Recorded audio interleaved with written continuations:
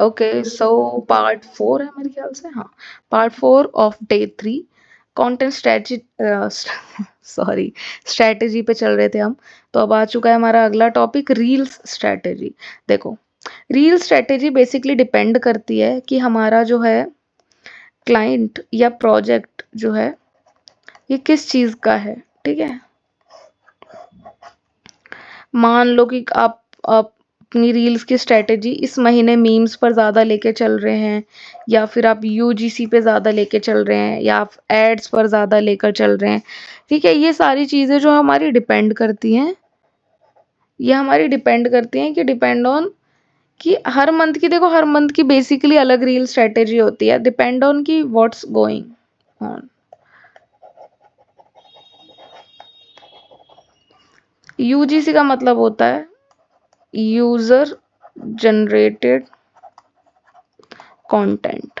ये reel strategy एक तरीके से ये होती है कि जब भी हमारे पास न्यू कोई प्रोजेक्ट आता है, तो प्रोजेक्ट में क्या रहता है कि रील्स मेनली बहुत इम्पॉर्टेंट चीज़ बन जाती है कि या तो आप मीम्स बना बना के डालें, पोस्ट तो ऐसा है कि फ़ोटो मिल जाएगी तो बना दोगे, पर वीडियोस हर क्लाइंट नहीं दे पाता अपने प्रोडक्ट की। ठीक है, यूज़र जनरेटेड कंटेंट होता है।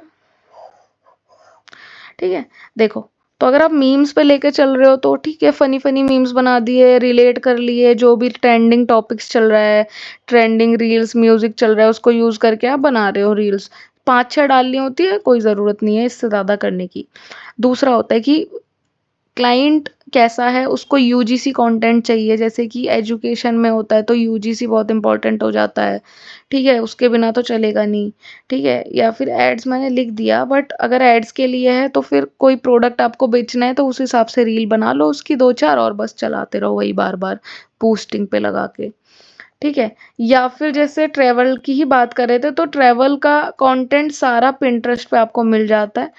ठीक है, तो आपको ज़्यादा कुछ क्लाइंट से लेना नहीं पड़ता। या फिर जब कुछ भी नहीं होता हमारे पास, तो एनिमेटेड कंटेंट जनरेट होता है थ्रू आप एआई वीडियोस। तो ये सारी आपको स्ट्रेटेजी देनी पड़ती है डिपेंडिंग ऑन द क्लाइंट का बजट। ठीक है, प्लस कंसिस्टेंसी कितनी चाहिए रील की, ज़्यादा चाहिए रील्स, कम चाहिए। ठीक है, ये सारी चीज़ों पर डिपेंड करती है रील की हमारी स्ट्रेटेजी। फिर आते हैं हम थंबनेल्स एंड कैप्शंस पे। देखो, ये सारा कंटेंट स्ट्रेटेजी के अंदर में ही आता है।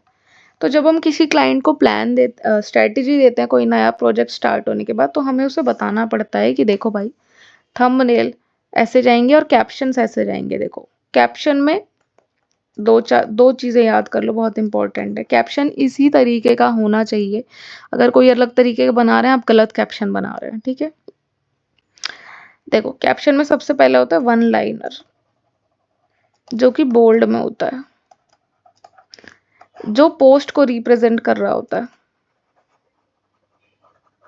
उसके बाद शॉर्ट 15 वर्ड का डिस्क्रिप्शन होता है, जो भी पोस्ट और उसके प्रोडक्ट वगैरह को डिस्क्राइब कर रहा होता है। उसके बाद होता है हमारा कॉन्टैक्ट इन्फो, कि for more info contact us on phone number XXX। ठीक है, XYZ एड्रेस, या फिर ईमेल या जीमेल। ठीक है, उसके बाद हमारे हैशटैग्स होते हैं, 15 सेट ऑफ हैशटैग्स होते हैं, जिसमें से 5 फिक्स होते हैं। वो फिक्स क्यों होते हैं? वो फिक्स होते हैं कंपनी के नाम पे। हैशटैग कंपनी का नाम, मान लो बिल्लू है तो Billu social hub, hashtag social media agency, hashtag SMM। उसके बाद अगर मैं पोस्ट डालूं किसी और टॉपिक से रिलेटेड, तो नीचे बाकी के 10 हैशटैग उससे रिलेटेड होते हैं। ठीक है, ये कैप्शन की बात कर रहे थे हम। थंबनेल का सिंपल सा आइडिया है कि थंबनेल तो देखो, जब हम रील्स बनाते हैं तो रील्स में हमारे थंबनेल जो हैं वो बहुत ज़रूरी होते हैं। ऐसे नहीं कि रील उठा के डाल दी।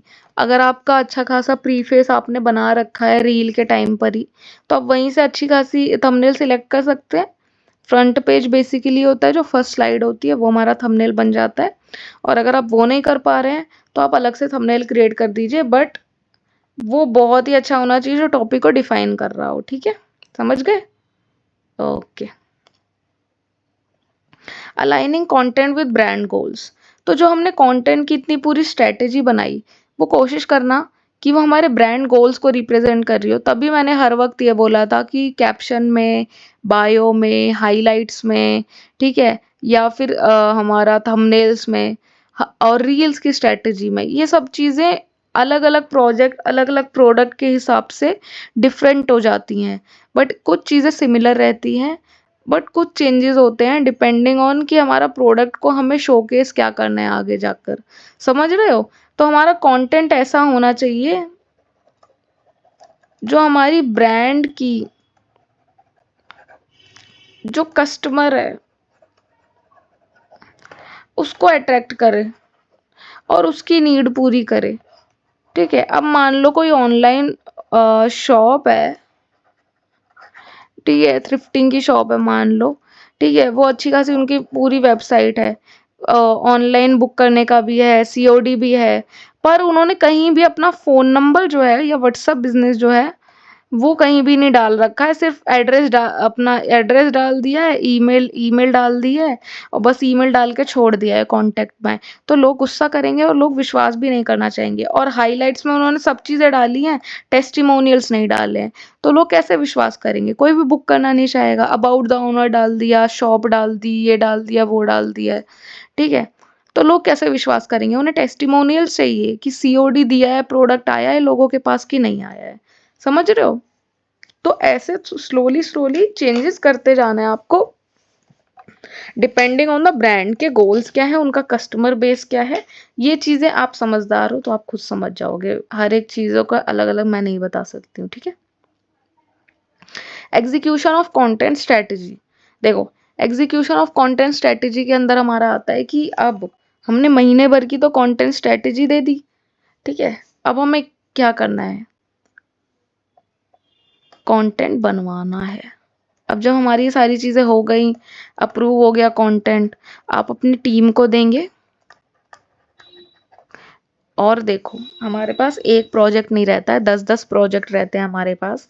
तो जब हमारे पास 10-10 प्रोजेक्ट रहते हैं तो हम हर एक का रोज तो नहीं सोचने बैठेंगे कि आज चलो ये कंटेंट बनाएंगे, आज वो कंटेंट बनाएंगे, फिर अप्रूवल भेजेंगे। ऐसा नहीं होता, क्योंकि रोज उनको उनके पास एक काम होना चाहिए, सेट ऑफ वर्क होना चाहिए आपकी टीम के पास, ताकि वो चुपचाप काम करती रहे और फिर आपको फाइनल करके दे, ताकि आप अप्रूव करवाएं क्लाइंट से बना हुआ कंटेंट और उसके बाद शेड्यूलिंग पे लगाएं।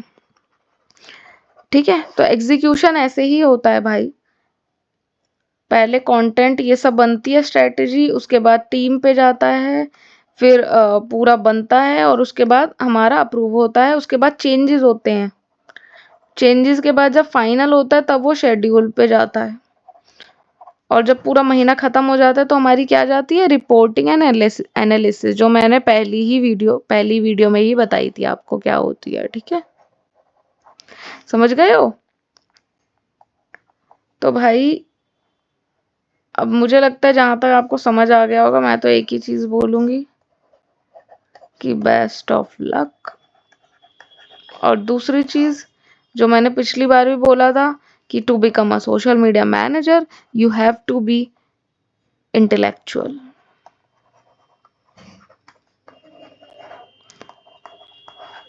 इंटेलेक्चुअल आपको होना पड़ेगा, इंटेलिजेंट होना पड़ेगा, भोंदू होने से काम नहीं चलेगा। ठीक है, क्योंकि different client, different project, different strategy हर एक बार जाएगी। 10 पेजेस हैं तो 10 पेजेस अलग अलग दिखते हैं, सेम नहीं दिखते। सारा बेसिक्स मैंने आपको समझा दिया है, इससे ज़्यादा मैं नहीं समझा पाऊंगी। समझा सकती हूँ पर डिफरेंट वीडियो में, इस वीडियो में नहीं।